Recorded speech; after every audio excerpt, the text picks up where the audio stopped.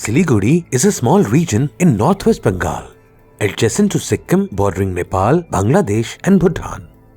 But geologically, this is India's greatest weakness today. Rail and road routes from vast India to northern area pass through this narrow corridor, which is barely 60 kilometers long and 22 kilometers wide. That is why China is constantly creating provocations targeting this place. They intend to create instability in the area through provocations. This is where the significance of the small state of Sikkim lies. In this video, we are looking at how security is being arranged through Sikkim and how the integrity of our country is ensured. Sikkim was not as important as it is today while it was part of British India until 1947. There were many routes to reach northeast, including Assam and Arunachal Pradesh through Bengal. Even today, these are the easiest routes to get to these places.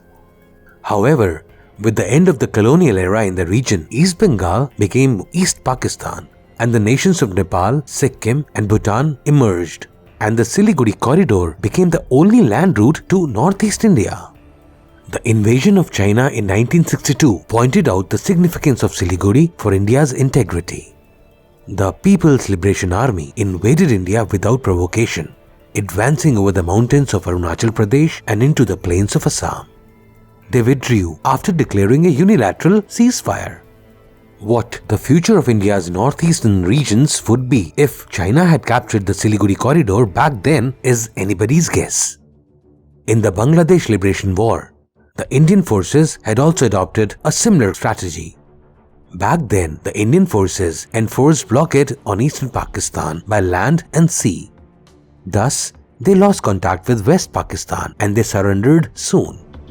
Birth of Bangladesh was the result of this.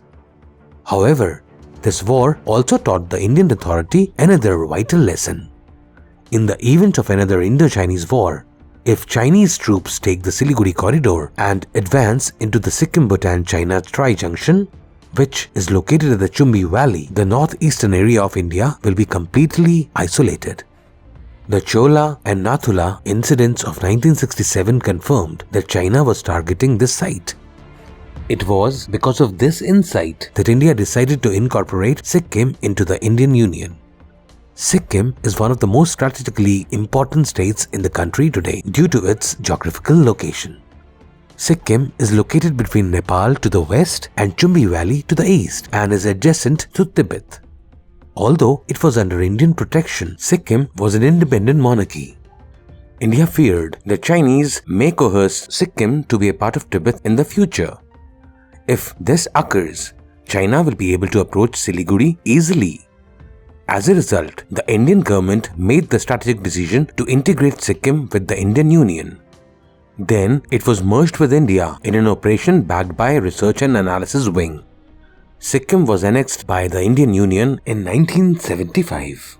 And since then, India was able to overcome Siliguri corridor's weakness to some extent by effective deployment of military. However, China, which had an eye on Sikkim, not only refused to acknowledge this, but also built roads and deployed military equipment in the Chumbi Valley. It's worth noting that China's previous military misadventure in Nathula and Chola were also in this area. This is the reason why India pushed the Bangladesh War in 1971 to December. At that time, Pakistan had asked China to attack Siliguri corridor to stop Indian advances in East Pakistan. They eventually backed down due to the bad weather and the Soviet Union's threat to invade China's western border if they went to war with India. However, the fact that China is still focused on this area is concerning. They claim Sikkim and Arunachal Pradesh as part of Tibet. The Chinese are aware that if they want to take control of this region, they must blockade Siliguri.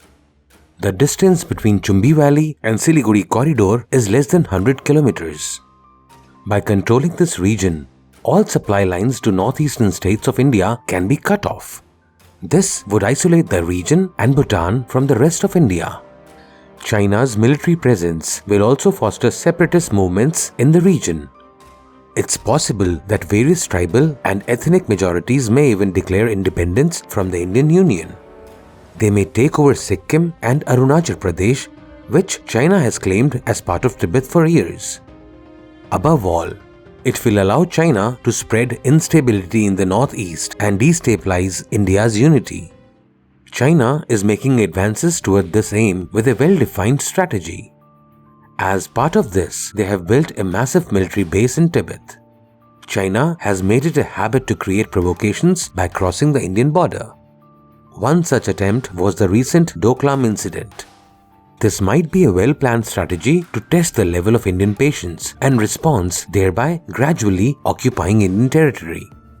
If that is not enough, they have given a clear sign through the drills conducted with their airborne corps in the mountains along the border. PLA may be planning to capture Siliguri in a similar operation. However, it is by foreseeing this strategy that India has deployed their troops. After the Indo-China conflicts of 1962, 1967, 1975 and 1987, the Indian Army has maintained heavy military deployment in the northeastern regions bordering China.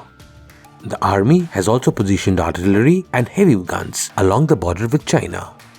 The Indian Army has the Chumbi Valley, which poses a direct danger to the Siliguri corridor, as it crosshairs from the high advantage points in Sikkim and Bhutan.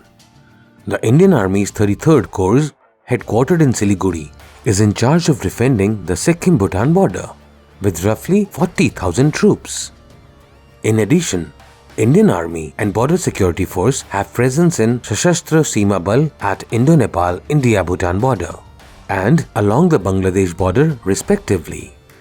Besides all this is the deployment of the Indian Air Force in the vicinity. One of the first actions taken to strengthen the Siliguri corridor was the establishment of Hasimara Air Force Station in 1963. Previously a MiG-27 hub, it is now equipped with state-of-the-art Rafale aircraft. As a result, any Chinese military invasion into India via the Chumbi Valley could be halted in minutes. In addition to all this, in the strategic areas of Sikkim and Siliguri, India has deployed robust air defense systems. This will be the response to any air invasion from China. As a result, an airstrike on Siliguri will be next to impossible. In addition, the Hasimara Air Base will be well supported by airports at Bagdogra in Siliguri and Panagarh in the heart of West Bengal. Adequate supply can also be secured from Panagarh, where the Air Force's modern C-130J cargo aircrafts are operated. Furthermore, India now possesses modern spy satellites and surveillance aircraft to keep an eye on the western and eastern Himalayan borders. All these make it possible for India to effectively counter China's threat to Siliguri. Today, rather than just being a bottleneck, Siliguri is the main link in the motor vehicle agreement between Bangladesh, Bhutan, India and Nepal. This makes Siliguri corridor the central point of freight by land between these countries. Known as the Asian Highway, this road connects Myanmar to Thailand. With the completion of this economic corridor, the entire northeast of India is expected to benefit economically. Thus, Siliguri is a shining example that with adequate security, even a geographically vulnerable area can be turned towards the path of development. Jai Hind.